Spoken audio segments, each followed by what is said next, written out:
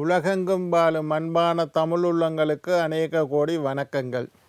நல்ல நேரம் நிகழ்ச்சியூடாக நல்லதே நினைப்போம், நல்லதே நடக்கும், நலமாயிருப்போம்.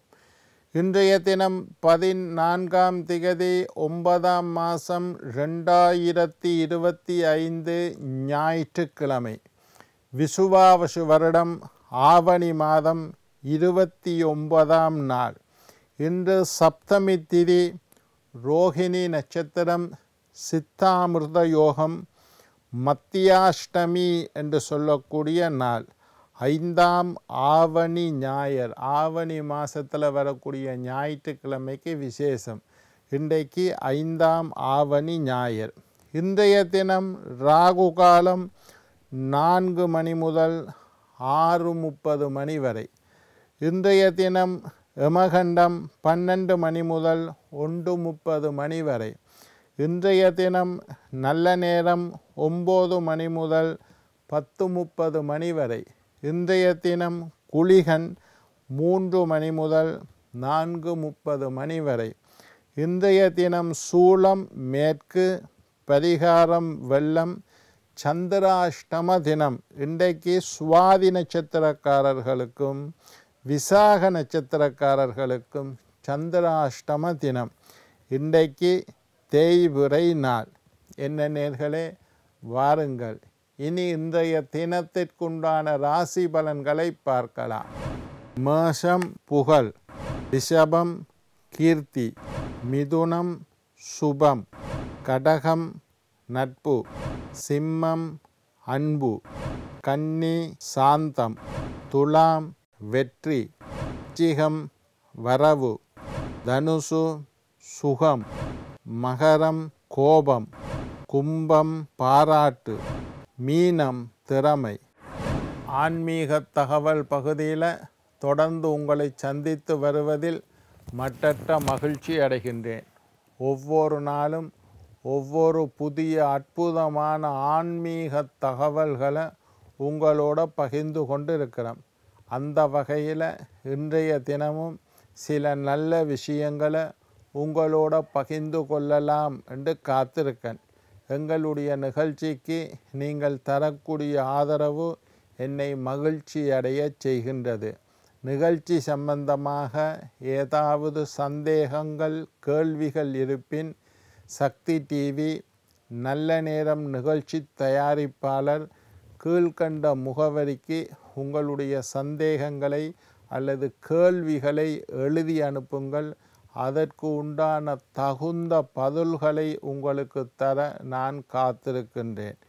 இன்றைக்கு என்னத்தை பற்றி பார்க்க போகிறோம்னா, மத்தியாஷ்டமி என்கின்ற ஒரு சிறந்த நாளை பற்றி பார்க்க போகிறோம். மத்தியாஷ்டமி, அது என்னையா மத்தியாஷ்டமி என்றால் மத்தியில் வரக்கூடிய அஷ்டமி திதி. நாங்கள் மகாலய பட்சத்தை பற்றி பேசி கொண்டு இருக்கிறோம். 15 நாளாக மகாலய பட்சம்தான் வரப்போகுது. அந்த மகாலய பட்சம் 15 தினங்களில் மத்தியில் வரக்கூடிய அஷ்டமி திதி சஷ்டியை பற்றி பேசினோம். அது கபில சஷ்டின்னு சொன்னோம். மகாபரணி நட்சத்திரத்தை பற்றி பேசினோம். இந்த மாதிரி ஒவ்வொரு திதி, பிரதமை, துதியை, திருதியை என்று வரிசையாக திதி வந்து கொண்டு இருக்கும். இந்த 15 திதிகளில் மத்தியில் வர அஷ்டமி திதியை மத்தியாஷ்டமி, மகாலய பட்சம் 15 திதிகளில் வரக்கூடிய அஷ்டமி திதியைத்தான் மத்தியாஷ்டமி. இதுவும் மகாலய பட்சத்தில் முக்கியமான ஒரு நாள். கபில சஷ்டி முக்கியமான நாள், மகாபரணி முக்கியமான நாள். அந்த மாதிரி மத்தியாஷ்டமி என்பதும் மகாலய பட்சத்தில் முக்கியமான ஒரு நாள். புரட்டாதி மாதத்தில் வரக்கூடிய தேய்பிறை அஷ்டமியை மத்தியாஷ்டமின்னு சொல்லுறோம். சரி, இந்த மத்தியாஷ்டமி என்ன முக்கியம் என்று கேட்டீங்களா இருந்தால், தற்கொலை செய்து இறந்து கொண்டவர்கள். இப்போ ஒருத்தர் தூக்கு போட்டு செத்துட்டார், விஷம் குடித்து செத்துட்டார், தூக்க மாத்திரையை போட்டு செத்துட்டார், ரயிலில் போய் தலையை வச்சு, கோச்சியில் தலையை வச்சு இறந்து போனார். அந்த காலத்தில் அப்படித்தான் சாகிறது. கோச்சியில் தலையை வச்சு சாகிறது, கிணத்துக்குள்ளே குதித்து சாகிறது, இதெல்லாம் தற்கொலை செய்யக்கூடிய. பிறகு அரளி விதை என்ற ஒரு விஷ மருந்து இருக்குது, அதை அரைச்சி சாப்பிட்டு சாகிறது. பிறகு இந்த நகை கடையில் நகையை பரிசோதனை செய்கிறதுக்கு பயன்படுத்தக்கூடிய விஷ மருந்து இருக்குது, அதை குடித்து சாகிறது. தூக்க மாத்திரையை போட்டு சாகிறது, தூக்கு போட்டு சாகிறது, தன்னைத்தானே சுட்டு கொண்டு சாகிறது, கத்தியால் குத்தி சாகிறது. இந்த மாதிரி ஏதோ ஒரு விதத்தில், அது எங்களுக்கு தேவையில்லை, ஏதோ ஒரு விதத்தில் தற்கொலை செய்து இறந்து கொண்டா இந்த மத்தியாஷ்டமி தினத்தன்று தான் அவர்களுக்கு ஆத்ம சாந்தி பூஜை செய்ய வேணும். தற்கொலை செய்தால் அவர்களுக்கு மோட்சம் கிடையாது.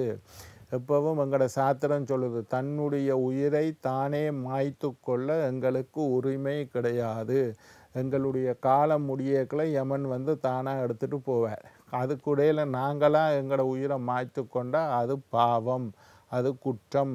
அரசாங்க சட்டப்படி கூட தற்கொலை செய்வது குற்றம். தற்கொலை செஞ்சு தப்பிட்டீங்களா உங்களை சிறையில் போடுகிறோம், அது ஒரு குற்றம். சரி, இந்த மாதிரி தற்கொலை செய்து இறந்தவர்களுக்கு மத்தியாஷ்டமின்னு சொல்லக்கூடிய இன்றைய தினம் அவர்களுக்கு மோட்ச அர்ச்சனை செய்யலாம். விபத்தில் இறந்தவர்கள், ரோட்டில் போய் கொண்டு இருந்தன ஐயா, பஸ்ஸு வந்து அடித்து செத்து போனார், விபத்தில் இறந்துட்டார்.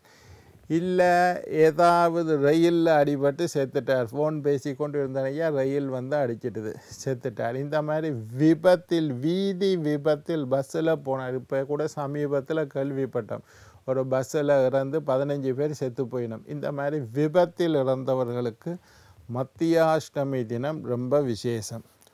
கோர விபத்து, அதாவது சுனாமியில் செத்து போனார். சுனாமியில் செத்து போனால் என்ன நடக்குமெண்டா, சுனாமி வந்து இவரை அடித்து இழுத்து கொண்டு போயிட்டுது. இவற்ற உடம்பு எங்களுக்கு கிடைக்கல. எங்களுக்கு தெரியும் சுனாமியில் செத்து போனாருண்டு, ஆனால் இவருடைய உடம்பு கிடைக்கல. அப்போ உடம்பு கிடைக்காட்டி நீங்கள் என்னென்ன உடம்பு கிடைக்காட்டி அந்த பிதுர் காரியங்கள் செய்வீங்கள், செய்ய முடியாது. அந்த மாதிரி உடம்பு கிடைக்காமல் இறந்து போனவர்கள், யாரோ ஒருத்தர் செத்துட்டாருன்னு எங்களுக்கு தெரியும் ஐயா, ஆனால் உடம்பு கிடைக்கல.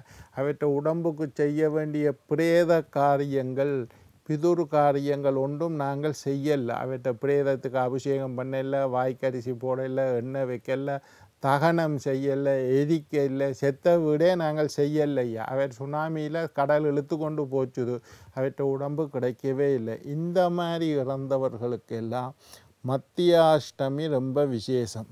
கோர விபத்தில் இறந்தவர்கள், பாம்பு கடித்து ஒருத்தர் செத்து போனார், மத்தியாஷ்டமி அன்றைக்கு செய்யலாம்.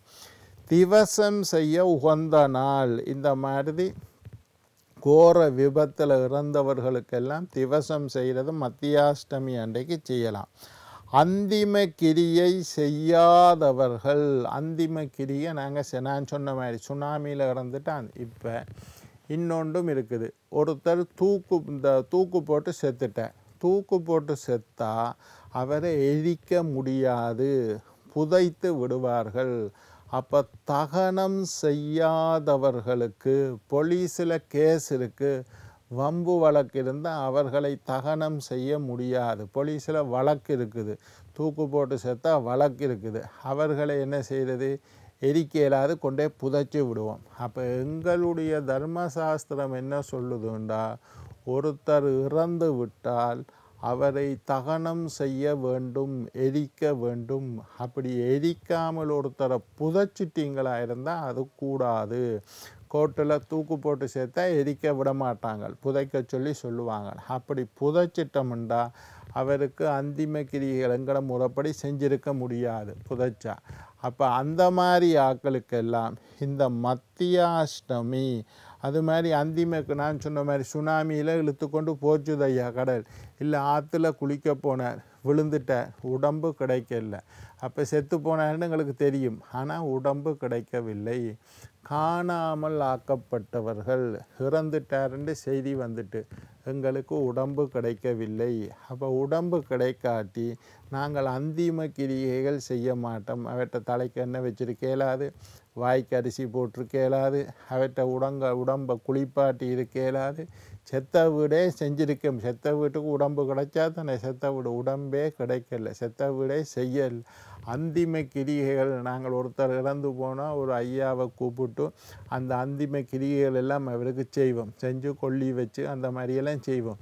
இது எதுவுமே செய்யவில்லை, உடம்பே கிடைக்கல, அந்திம கிரிமே செய்யலை. இப்படிப்பட்ட இறந்தவர்களுக்கெல்லாம் இந்த மத்தியாஷ்டமி என்று சொல்லக்கூடிய நாள் ஒரு அற்புதமான நாள், கடவுளால் கொடுக்கப்பட்ட கொடை. இதெல்லாம் உங்களோட குடும்பத்தில் இருக்கும், எல்லாட்ட குடும்பத்திலையும் இருக்கும்னு சொல்லலை. இப்போ சுனாமியில் நிறைய பேர் இறந்திருப்பினம், யுத்தத்தில் நிறைய பேர் இறந்திருப்பினம்.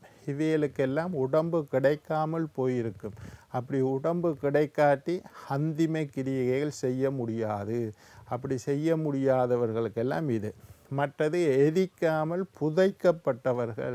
இப்போ சின்ன பிள்ளை செத்துட்டு தாண்டா கொண்டே புதைச்சிருவீனம். போலீஸில் கோர்ட்டு கேஸு வம்பு வழக்கு இருந்தால் கொண்டே புதைச்சிருவீனம். இந்த மாதிரி எரிக்காமல் புதைக்கப்பட்டவர்கள் இவைகளுக்கெல்லாம் மத்தியாஷ்டமி, அதாவது இன்றைய தினம் 14ஆம் தேதி 9ஆம் மாதம் 2025 காலையில் 6 மணிக்கு, எங்களோட நிகழ்ச்சி 6 மணிக்கு வரதும் ஒரு வசதி. காலையில் 6 மணிக்கு பேசிக்கொண்டு இருக்கிறேன். இந்த மாதிரி உங்களுடைய குடும்பத்தில் யாருக்காவது நடந்தால் அவர்களுக்கெல்லாம் மோட்சம் கிடைப்பதற்காக மத்தியாஷ்டமி என்று சொல்லக்கூடிய இன்றைய தினம் அவர்களுக்கு உண்டான தீபத்தை ஏற்றி அவற்றை படத்துக்கு ஒரு விளக்க வச்சு மாலையை போட்டு கோயிலில் போய் அர்ச்சனையை பண்ணி அவற்றை பேரில் தான தர்மங்கள் செய்தால் அவர்களுக்கு மோட்சம் கிடைக்கும். என்ன நேர்களே, நாளை மற்றொரு நிகழ்ச்சியில் உங்களை சந்திக்கும் வரை உங்களிடம் விடைபெறுவது உங்கள் ஜோதிட சித்தர் டாக்டர் ராஜராஜ குருக்கள்.